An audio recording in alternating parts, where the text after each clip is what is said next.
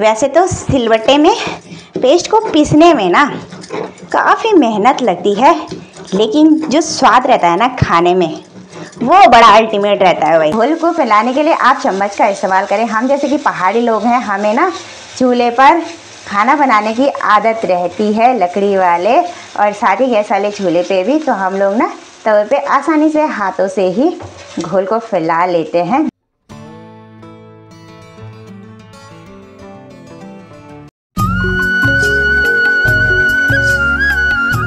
वैसे तो हमारे भारत के लगभग सभी राज्यों में अलग अलग पारंपरिक खान पान खाया जाता है और वो सभी तरह का खान पान बड़ा ही लाजवाब होता है खाने में। लेकिन जहाँ पे हमारे पहाड़ी फूड की बात आती है ना, तो जवान से लफ्ज़ ही खो से जाते हैं बयां करने के लिए कि कितना स्वादिष्ट होता है खाने में। मुंह में सिर्फ एक ही शब्द आता है कि वाह कितना टेस्टी था। तो आज की उत्तराखंडी स्पेशल पहाड़ी खान पान की रेसिपी में मैं आप सभी के साथ शेयर करने जा रही हूँ बरसात के सीजन में खाए जाने वाला कच्चे मक्के से बनने वाली छोली रोटी। इस रेसिपी को हम बनाएंगे पहाड़ों के आसान तरीके से और बहुत ही कम समय में। कुकिंग में आगे बढ़ने से पहले आज के ब्लॉग की शुरुआत भी यहीं से कर देते हैं। हेलो दोस्तों, मैं हूं ज्योति। आप सभी को मेरा प्रणाम। स्वागत है आप सभी का देवभूमि उत्तराखंड के देहरादून शहर में खूबसूरत से खांडवाला गांव से।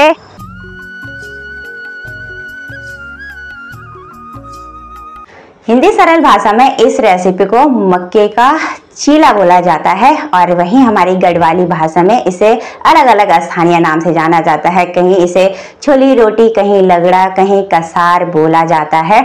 तो आज का जो ये मक्के की छोली रोटी हम बना रहे हैं, इसे बनाने के लिए मैंने 4 से 5 मक्का ले रखी है और मक्का मैंने बिल्कुल कोमल कोमल सी ले रखी है। इस बात का ध्यान जरूर से रखना पड़ता है रेसिपी को बनाने से पहले।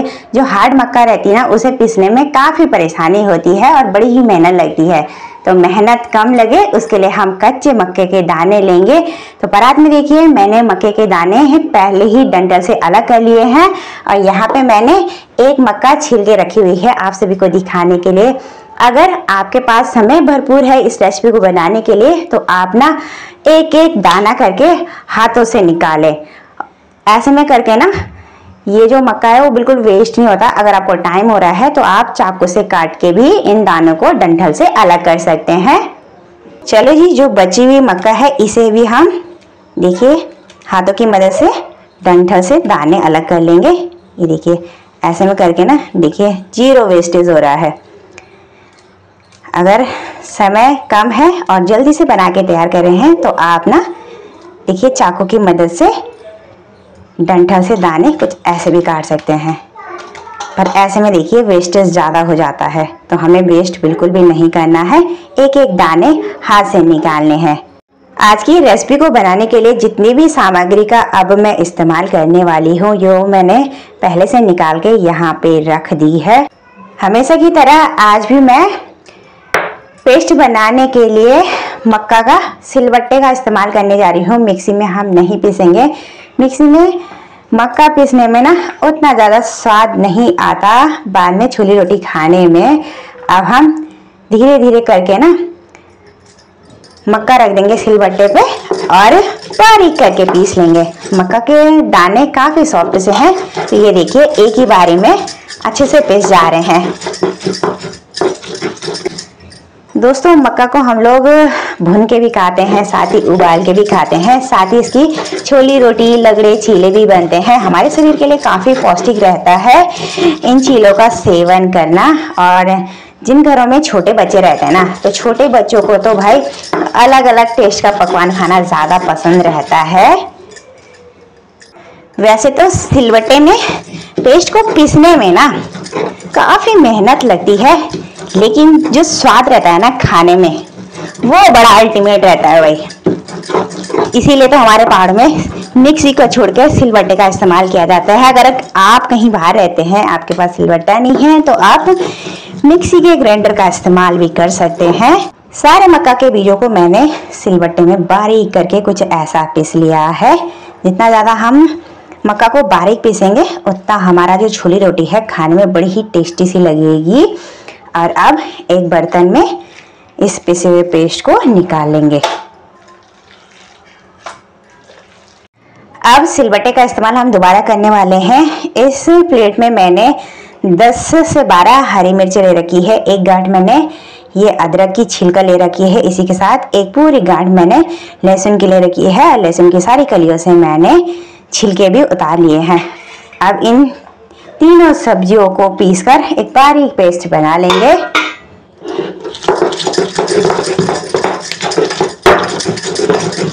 पीसे हुए लहसुन, अदरक, हरी मिर्च के पेस्ट को हम इकट्ठा करके और निकालकर ठीक रख देंगे यहाँ मक्के के घोल के ऊपर से। अब इस रेसिपी को और भी ज़्यादा टेस्टी बनाने के लिए हम कुछ सब्जियां और ऐड कर देंगे। यहाँ पे मैंने एक मीडियम साइज की प्याज को बारीक काट लिया है, साथ ही मैंने कुछ साबुत मक्के के बीज रखे हुए हैं, इन्हें भी हम ऐड कर लेंगे। साथ ही मैंने काफ़ी सारा फ्रेश धनिया भी काटा हुआ है।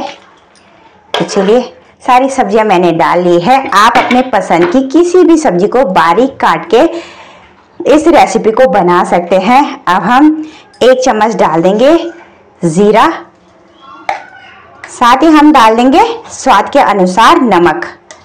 तो नमक मैं यहाँ पे 1.5 चम्मच डाल रही हूँ।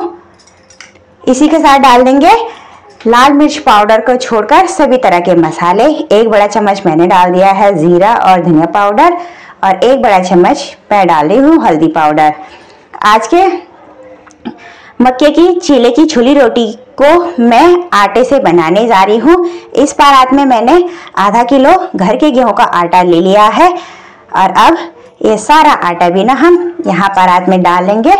और अब इन सारी सामग्री को मिक्स करके हम एक घोल बनाकर तैयार कर लेंगे। मैंने यहाँ पे आटे का इस्तेमाल किया है, अगर आप चाहे तो बेसन का इस्तेमाल भी कर सकते हैं। बेसन डालने से थोड़े क्रिस्पी से बनते हैं हमारे ये लगड़े चीले, तो मैं बेसन का इस्तेमाल नहीं कर रही हूँ, मैंने आपको दिखाने के लिए ले रखा था। अब घोल बनाने के लिए हम थोड़ा थोड़ा पानी डालेंगे। ये जो कच्ची मक्का रहती है इसमें अपने आप में भी खूब सारी मात्रा में पानी होता है, तो पानी हम कम कम डालेंगे और हिसाब का पानी डालेंगे तो हमें पता लगता रहेगा कि कितना पानी का इस्तेमाल हमारा घोल बनाने के लिए होने वाला है।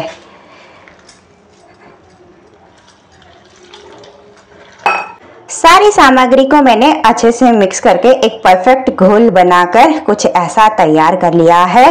अब छोली रोटी को सेकने के लिए ले लेंगे एक बर्तन। बर्तन के नाम पे मैंने लिया है तवा। हमारे पहाड़ों में तवे पे ही इस रोटी को बनाया जाता है। आप चाहे तो नॉन स्टिक तवे का इस्तेमाल कर सकते हैं। और तवा देखिए मैंने गहरा नहीं, कुछ ऐसा फ्लैट सा ले रखा है। ऐसे फ्लैट तवे में ना जो छोली रोटी है वो अच्छे से सिककर बनकर तैयार होती है, चिपकती नहीं है और साथ ही टूटती भी नहीं है। अब इस रोटी को बनाने के लिए ना हमारे पहाड़ों में वैसे तो घर के शुद्ध घी का इस्तेमाल किया जाता है। हमारे पास घी तो नहीं है अभी, तो मैं इस्तेमाल कर रही हूँ शुद्ध सरसों के तेल का। आप अपने पसंद के किसी भी कुकिंग ऑयल में इन छोली रोटी को सेककर बना सकते हैं। तवे को देखिए हम चारों ओर तेल से ग्रीस कर लेंगे, ये देखिए कुछ ऐसा। और अभी तक मैंने गैस की हाई फ्लेम की हुई थी, अब हम गैस की लो फ्लेम कर लेंगे इन रेसिपी को सेकने के लिए। देखिए तेल से तेज धुआं आने लग गया है। अब धीरे धीरे करके हम घोल को तवे पर डाल कर ना हाथों से चारों ओर अच्छे से फैला लेंगे। आज की छोली रोटी मैं थोड़ी बड़ी बड़ी साइज की बना रही हूँ। अब घोल को फैलाने के लिए आप चम्मच का इस्तेमाल करें। हम जैसे कि पहाड़ी लोग हैं, हमें ना चूल्हे पर खाना बनाने की आदत रहती है लकड़ी वाले और साथ ही गैस वाले चूल्हे पे भी, तो हम लोग ना तवे पे आसानी से हाथों से ही घोल को फैला लेते हैं, दिक्कत नहीं होती है फैलाने में।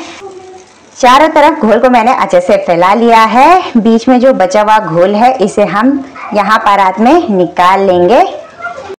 तवा हमारा तेज गरम था, तो हमारी देखिए छोली रोटी एक साइड से अच्छे से सिक गई है। सिकने के बाद देखिए ऊपर से ना रोटी में हल्के हल्के छेद भी हो गए हैं। इससे पता लगता है कि नीचे की ओर से हमारी जो छोली रोटी है वो अच्छे से सिक गई है। आसानी से देखिए मैंने बिना किसी बर्तन की मदद से हाथों से ही इस रोटी को पलट लिया है और तवे पे देखिए बिल्कुल भी चिपकी नहीं है हमारी छोली रोटी। अब दूसरे साइड से भी हम इस रोटी को अच्छे से सेकने देंगे करीब आधे मिनट तक। लो जी, कुछ ही सेकंड में मैंने इस चीले को दोनों साइड से कुछ ऐसा अच्छे से सेक लिया है।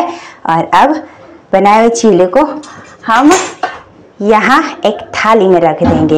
एक ही तरीके से सारे छोली रोटी को सेक कर तैयार कर लेंगे। तेल यहाँ पे हम फिर से डाल देंगे और तवे को चारों ओर से दोबारा से हम ऐसे ग्रीस कर लेंगे।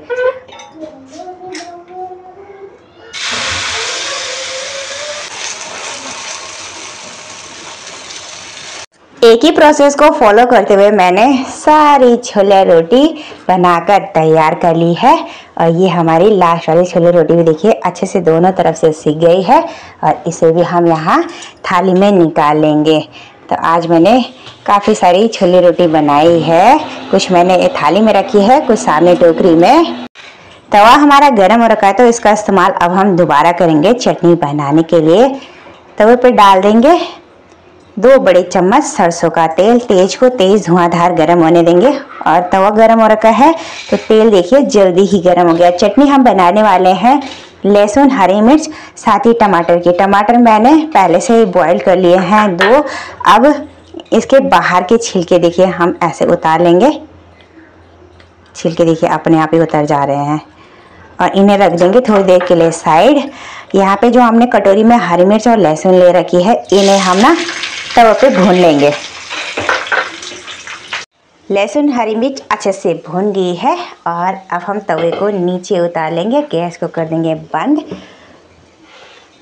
और इस कटोरी में अब सारी तरह की सब्जी को डालकर मिक्स करके चटनी बना लेंगे। लहसुन के हम छिलके निकाल लेंगे। ये देखिए ऐसे छिलके नहीं रखेंगे हम। और नमक डाल देंगे थोड़ा सा स्वाद के अनुसार। इस रेसिपी का आनंद आप ब्रेकफास्ट, लंच या किसी भी समय बनाकर ले सकते हैं। आज के कच्चे मक्के के छोले रोटी के साथ खाने के लिए मैंने बनाई है चटनी। साथ ही मैंने अचार भी ले रखा है और इसी के साथ गर्मा गर्म चाय भी बनाई हुई है। आप भी इनका आनंद ना अचार, केचप, हरी चटनी या चाय के साथ ले सकते हैं अपने परिवार के सभी सदस्य के साथ। और खासकर छोटे बच्चों को आप लोग टिफिन में बना के ज़रूर दीजिएगा। वो बार बार आपसे मांगकर खाना जरूर से पसंद करेंगे। अब भूख भी जोरों से लग गई है तो अब बनाए हुए पकवान का आनंद ले लेते हैं अपने बेटे अयांश के साथ बैठकर। लो, अयांश बताएगा आज कैसे बनाया मम्मा ने। अयांश चाय के साथ खाएगा, अचार के साथ? अचार भी देना? अचार नहीं देना। हाँ, चटनी चटनी भी नहीं देना। चटनी मत देना। चटनी मैं अपने लिए रख रही हूँ बेटू। मैं थोड़ा किचन से कटोरे लेके आऊं? नहीं, कप से ही पी लो।